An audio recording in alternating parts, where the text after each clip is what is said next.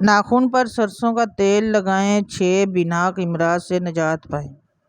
بہت پرانی بات ہے، ایک بابا جی کو دیکھ کر ناخن کاٹنے کے بعد اپنے ناخنوں کو سر پر اس طرح مل رہے ہیں جیسے سر کھجاتے ہیں، پھر ملتے ہیں، پھر ناخنوں کو دیکھتے ہیں، سر ہلا کر کہتے ہیں نہیں ابھی تھوڑا ہے، پھر ناخن سر پر ملتے ہیں، اس طرح ہاتھ سر کے بالوں میں پھیر کر وہی تیل والے ہاتھ پاؤں کے ناخن جو ابھی کاٹے تھے ان پر لگاتے ہیں۔ میں یہ دیکھ رہا تھا کیونکہ مجاز میں جستجو اور ریسرچ پیدائشی اور ازلی ہے۔ مجبور ہو کر پوچھ بیٹھا کہ بابا جی آپ کیا کر رہے ہیں؟ بابا جی کہنے لگے اس سے فائدہ ہوتا ہے۔ یہ جواب میرے دل میں اترا نہیں۔ میں نے پوچھا کیا فائدہ ہوتا؟ کہنے لگے دل دماغ مضبوط ہوتا ہے، نظر کمزور نہیں ہوتی، حافظہ ٹھیک رہتا ہے اور بندہ پاگل نہیں ہوتا۔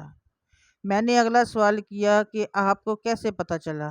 کہنے لگے میرے نانا ابتدائی جوانی میں آنکھیں دے بیٹھے، بہت علاج کیے، اس وقت ہندوستان پاکستان ایک تھا، متھرا انڈیا میں ایک جگہ کا نام ہے، وہاں آنکھوں کا ایک مشہور ڈاکٹر تھا، بہت لمبا سفر کر کے وہاں پہنچے، اس نے بھی علاج کیا لیکن فائدہ نہ ہوا۔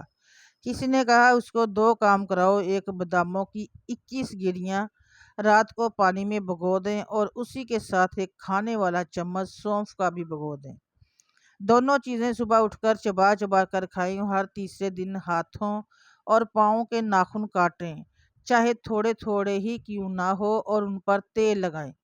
چونکہ ہر علاج معالجے سے تھک چکے تھے، یہ علاج آسان، سستا بھی تھا اور امید بھی تھی شاید کچھ ہو جائے، لہٰذا شروع کر دیا۔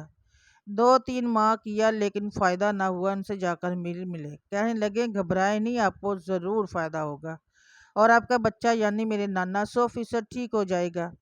ہمیں تسلی دی اور خود کئی واقعات سنائے کہ آپ یہ کام کریں آپ کو فائدہ ہوگا۔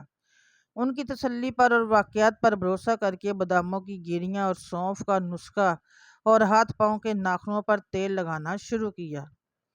کم از کم 7 ماہ یہ لگاتے رہے۔ ایک دن میرے نانا کہنے لگے وہ دیکھو بھینس، جن میں ایک بھینس لنگڑی تھی، پھر کہنے لگے وہ دیکھو ایک لنگڑی بھینس جا رہی ہے۔ ہم نے کہا شاید اندازے سے کہہ رہے ہیں، پوچھا کس طرف، دائیں یا بائیں؟ انہوں نے وہ سمت بتا دی اور تمام بھینسوں کی تعداد بھی بتا دی۔ میرے نانا کے والد کی ہائے نکل گئی کہ الحمدللہ میرا بیٹا ٹھیک ہو گیا۔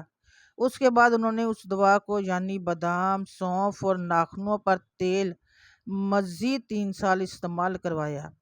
میرے نانا 80 سال سے زیادہ کی عمر میں فوت ہوئے۔ ان کی یادداشت بہت مضبوط، حافظہ قوی، اعصاب مضبوط تھے۔